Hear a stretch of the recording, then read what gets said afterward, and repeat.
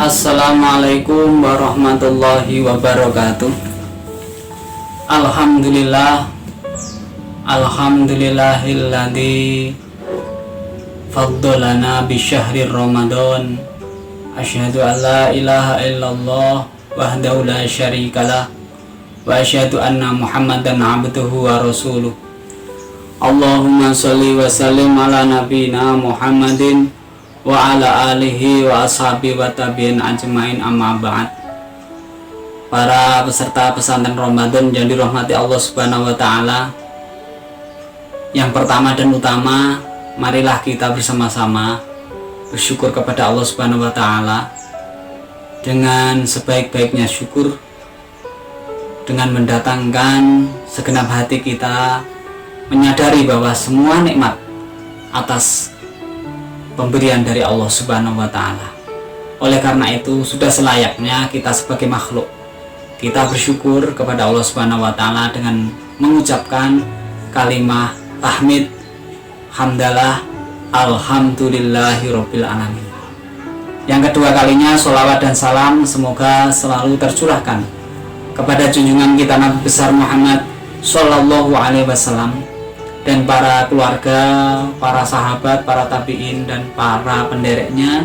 Semoga kita yang mengikuti pesantren Ramadan ini diakui sebagai umat Rasulullah SAW, dan nantinya kita akan mendapatkan syafaat, baik syafaat dalam kehidupan di alam dunia ini maupun di akhirat kelak.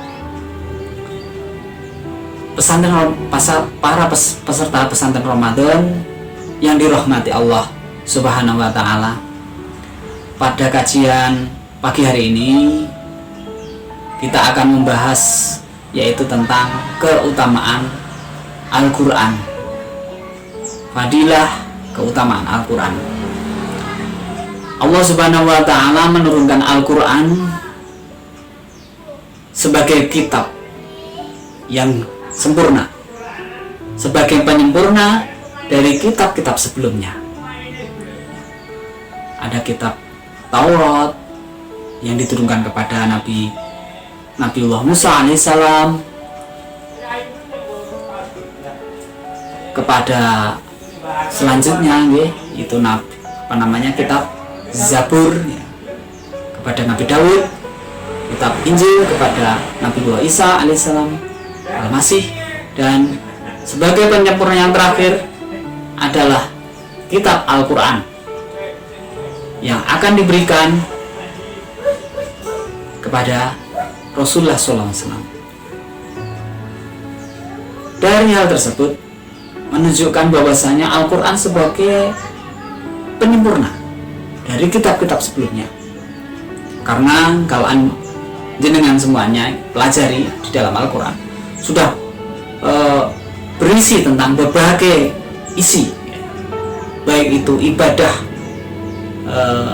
keimanan, ibadahnya kepercayaan hati kepada Allah Subhanahu wa taala, ibadahnya fisik berupa syariah, dan ibadah yang berupa budi pekerti atau karakter tercermin dalam Islam. Makanya di dalam agama Islam itu sendi agama di dalam Islam itu ada 3. Yang pertama adalah al-iman, sendi iman yang membahas tentang keimanan kepada Allah Subhanahu. Yang kedua adalah sendi Islam. Wong Jawa sak subuh rasa maghrib. Cuman di dalam Islam itu terkandung ternyata banyak sekali ibadah yang berupa fisik, sholat, tuntunan fisik, sholat, haji, dan sebagainya, termasuk sendi kehidupan kita, mulai kita bangun tidur sampai tidur kembali itu ada aturan-aturan dalam Islam.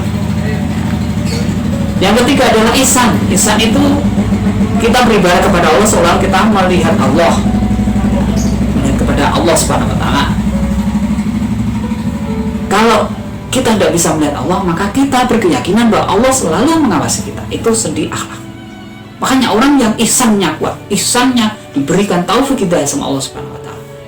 Arab kalau istilahnya pelajar mau nyontek tidak berani karena merasa diawasi Allah. Mau pacaran pegang-pegang si macam-macam, nggak berani. Kenapa? Diawasi Allah Subhanahu wa Ta'ala dan sebagainya.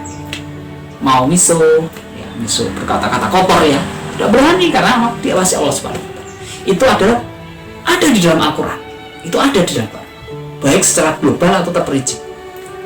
Itu luar biasa Al-Quran. Kalau zaman dulu, kitab-kitab dulu, ini kita bandingkan ya, biar Anda tahu Al-Quran itu bagaimana. Kalau kitab-kitab dulu, itu ada yang hanya berisi tentang syariat. Syariat itu hukum ini, hukum. Ada yang hanya berisi tentang doa. Ada yang berisi tentang pujian. Kalau kitab-kitab dulu. Jadi tidak semuanya, hanya Al-Quran yang semuanya itu ada. Makanya sebagai kitab paripurna, Al-Quran itu keutamaan secara kandungan. Yang selanjutnya adalah ketika kita membaca. Dalam hadis banyak diterangkan kalau kita membaca alif lam mim itu bukan alif lam mim serta 1 pahala, tapi alif itu 10 kebaikan, lam itu 10, mim itu 10. Itu ada keutamaan yang kedua. Ketika kita membaca saja, kita luar biasa. Makanya dari keutamaan membaca, kita juga diwajibkan untuk bertolabul ilmi. Karena kalau membaca Al-Quran itu dengan aturan, dengan tajwid. Kalau tidak dengan tajwid, maka rubba qur'il Quran wal Quran yal'an. Nah, dalam satu kali dikatakan begitu. Banyak orang baca Al-Quran, tetapi Al-Quran itu malah melaknati. Karena apa? Membacanya tidak dengan tajwid. Makanya bukan wa qur'il Qur'ana qira'atan, tapi warattilil Qur'ana tartila. Itu di dalam Al-Quran. Bacalah Al-Quran dengan tartil, dengan cara setartil-tartilnya. Kalau dibahasakan begitu maknanya. Jadi baca Al-Quran. Qira'ah itu membaca, Rattala itu membaca, tapi dengan hati-hati. Nah, makanya yang dipakai Allah untuk menjadikan suatu perintah kepada kita, suatu suatu anjuran kepada kita. Itu waratul Quran tartila. Masya Allah. Jadi membaca Al-Quran tidak sekedar membaca, gitu. Tapi dengan cara yang tertib, mengikuti kaidah yang tajwidnya. Gitu. Makanya kita ya sekarang belajar karena Al-Quran memiliki keutamaan. Ya, kita belajar membaca Al-Quran. Ikut. Kan sekarang banyak pembelajaran online ya, ikut sama teman-teman ya. Belajar basuki mau bio itu kan hanya sebatas kita ada iuran dan sebagainya, itu hanya sebagai apalah ya, tidak seberapa dengan apa yang kita dapat. Diniati untuk sedekah, tidak untuk iuran ya, itu tentang Al-Quran, keutamanya ketika kita membaca. Terus bagaimana ketika kita bisa membaca itu dengan ilmu tajwid. Bagaimana kita mengenal ilmu tajwid? Sinau tentang ilmu tajwid, sinau tentang Al-Quran, makharijul dan sebagainya. Timbul ilmu-ilmu di dalam Al-Quran luar biasa di dalam Al-Quran. Selanjutnya, ketika kita sudah bisa membaca, ya, kita mau mengamalkan mengamalkan itu dalam Al-Quran. Luar biasa rentetan Al-Quran itu. Ya. Barakallah. Al-Quran itu luar biasa, Masya Allah, subhanallah. Membacanya ibadah, yang tadi kandungannya luar biasa, keutamaan Al-Quran. Yang kedua adalah membacanya ibadah. Yang ketiga apa? Di dalam Al-Quran itu sebagai hudalinas, keutamaan hudalinas. Makanya Al-Quran terus ada namanya Al-Huda. Al-Huda sebagai petunjuk. Orang yang mengikuti petunjuk Al-Quran, dia tidak akan tersesat. Tapi ketika orang berpetunjuk dengan selain Al-Quran, maka dia akan tersesat. Nah, cara mendapatkan petunjuk bagaimana? Ya, Al-Quran itu bagaikan laut yang luas.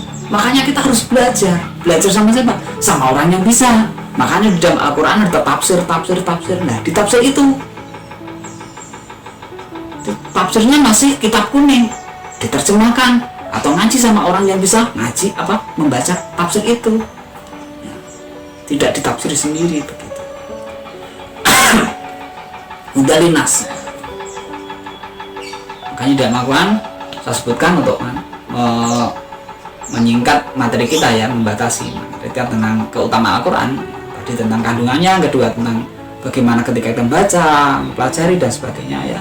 Terus yang ketiga adalah Al-Quran itu di dalam Al-Quran disebut wa nunazzilu a'udzubillahi minasyaitonir rajim wa nunazzilu minal Qur'ani ma huwa syifaa'un wa rahmatun lil mu'minin. Wa nunazzilu minal Qur'ani ma huwa syifaa'un wa rahmatun, sebagai syifa, sebagai obat, terapi. Makanya ketika kita memiliki penyakit,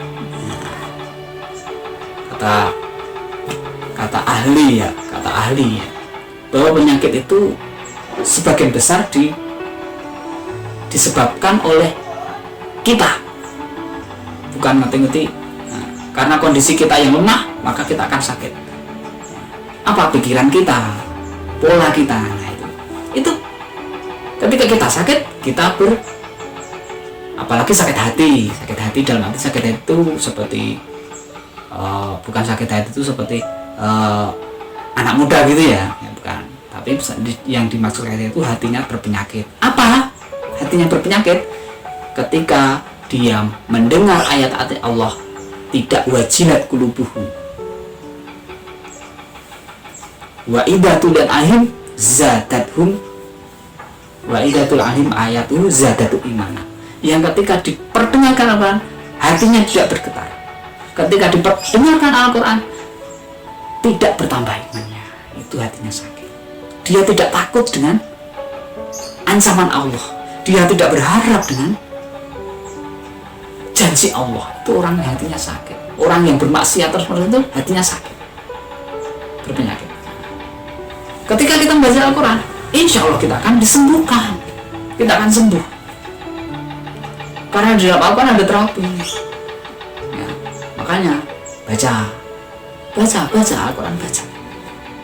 Walaupun hanya walau kana ayatan, walau kana salah ayat, walau kana nisfu juz, walau kana juz'an, walau kana salah juz'an, walau kana, nah banyak ya, sampai ada yang kalau bisa satu bulan satu bulan khatam.